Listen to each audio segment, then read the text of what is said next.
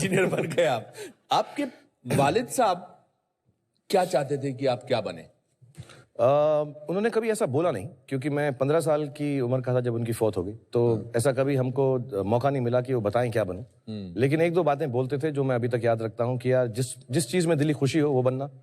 और एक बात और बोलते थे कि वो मैं उनको बहुत बहुत करीब था, मैं उनके मेरे दोस्त जैसे थे, तो हमेशा बोलते थे यार काम करना और ना करो तो वो भी ठीक है, क्योंकि जो कुछ नहीं करते वो कमाल करते हैं, तो अगर ना दिल जाए तो मत करना। तो वो बड़े पोएटिक से थे। उन्होंने कभी मुझे नहीं कहा कि कुछ बनना, एक्सेप्ट वो कहते थे हॉकी जरूर खेलना, हमारा नेशनल स्पोर्ट है। वो खुद खेलते थे, तो I learn a bit of hockey. ऐसा नहीं कि मैं बहुत अच्छा हो गया, लेकिन सिर्फ उनको यह था कि स्पोर्ट्स जरूर करना और उसके बाद जो दिल में आए वो करते क्या थे? कमाल करते थे। नहीं, वो पहले वो लॉयर थे, लेकिन उन्होंने प्रैक्टिस नहीं किया, उनको लगा वो ठीक नहीं है। इंडिया के शायद, जहां तक मुझको मेरी मालूमात है, यंगेस्ट फ्रीडम फाइटर हैं, ताम्रपत्र मिला हुआ है उन्हें। और 14 या 15 साल की उम्र में जेल में भी गए थे फ्रीडम स्ट्रगल में। आई थिंक मौलाना अब्दुल कलाम आजाद के अगेंस्ट इलेक्शन भी लड़ा था, हार भी गए थे। और उसके बाद वो बहुत बड़ा उन्होंने एक बिजनेस किया, कारोबार किया फर्नीचर का, वो फेल हो गया। फिर ट्रांसपोर्टेशन का, वो फेल हो गया। फिर उसके बाद रेस्टोरेंट का, वो फेल हो गया।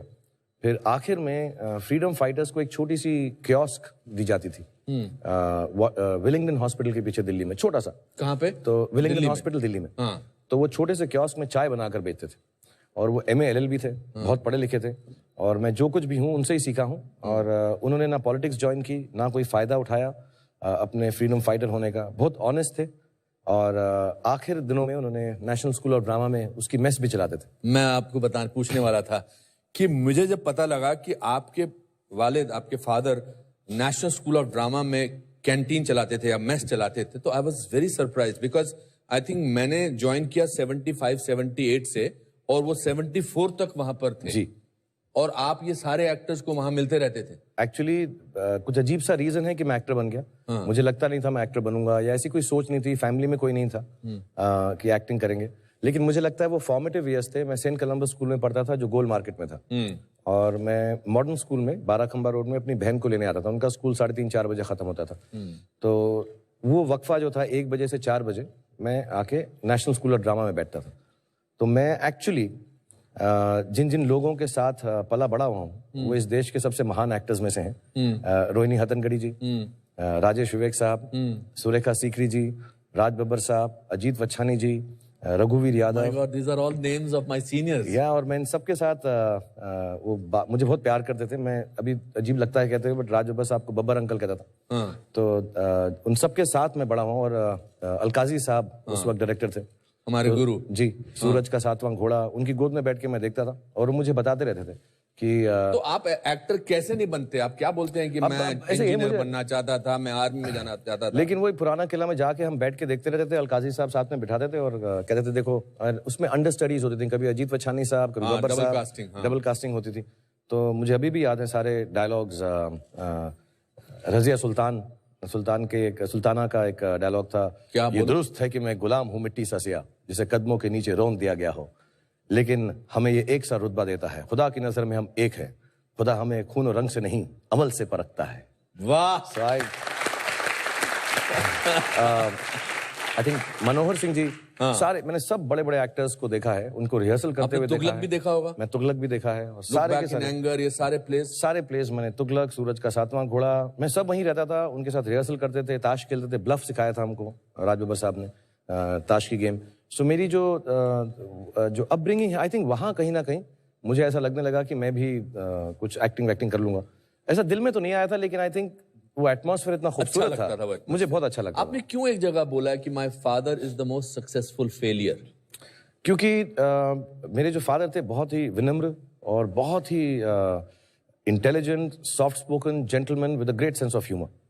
और क्योंकि बहुत अर्ली उम्र में मुझसे उनका साथ छूट गया, 15 साल की उम्र में। तो आपका लास्ट विजुअल अपने पापा का क्या है? लास्ट विजुअल बहुत सैड सा है। आई रिमेम्बर उन्हें कैंसर था, तो वो ठीक हो गए ऐसा कहा गया। तो हम उन्हें घर पे लेकर आए, तो उन्होंने वनीला आइसक्रीम मांगी थी, and that was the first time he ate after 8 months of suffering from cancer, ये थ्रोट कैंसर। एंड तो वनीला आइसक्रीम खाई उन्होंने और हमें लगा कि अब तो ठीक हो गए, अब तो खाना पीने लग गए. And that was at about 11 or 12 in the night. And 4 o'clock What in the date morning. was this? This is on 19th, 18th October. या 19th October. And then 18 रात थी और फिर उसके बाद I went to sleep and my mother, I think, मुझे मालूम नहीं पड़ा, my mother woke me up and she said, Papa's in the hospital. वो वापस ले गए उनको. और जब तक हम पहुंचे 3-4 बज गए थे. एंड मेरा लास्ट विजुअल ये है, उनके पैर मैंने देखे और वो बहुत ठंडे थे जब मैंने उसे हाथ लगाया. And he had passed away. और that's the last visual. Then I didn't see his face. मैंने उनका चेहरा नहीं देखा क्योंकि मुझे बहुत दुख हुआ. और बट मेरी उनसे आखिरी मुलाकात यही है कि वनीला आइसक्रीम खा रहे थे. उसके बाद मैंने उनको नहीं देखा. Sorry to revive these memories, but just उसके कितने दिनों बाद आपके मम्मी का देहांत हुआ? He expired in 81. Mother expired, उनका देहांत हुआ 1991 में, 10 साल बाद. तो हम लोग उनकी ही डेथ से जूझ रहे थे अभी, क्योंकि सडनली वो चले गए और हमारी बहन की जो थोड़ी तबीयत खराब हो गई, उनको सदमा पहुंचा और अकेली औरत थी. तो फिर काम वाम पढ़ाना, और वो चाहती थी कि हम बहुत पढ़े लिखें. मेरे फादर भी ये चाहते थे, मदर भी. तो मुझे उनकी फौत के बाद मालूम पड़ा कि उन्होंने कितने लोगों से कर्जे लिए, कितनी मेहनत की, कि मैं और मेरी बहन जो है, मेरी बहन भी MLLB है, मैं खुद मास्टर्स हूँ. मैंने डिग्री नहीं ख़त्म की लेकिन मैस कम्युनिकेशन से. लेकिन उन्होंने कहा कि तुम पढ़ना ज़रूर. और मुझे अभी भी याद है, उस ज़माने में फ़ीस देने में तकलीफ़ होती थी, लेकिन वो बेचारी कहीं ना कहीं से जुगाड़ करके, मेहनत करके, आई थिंक वो काम करती रही. तो वो 4-5 साल तो उसी सदमे में निकल गए कि फ़ादर की डेथ हो गई.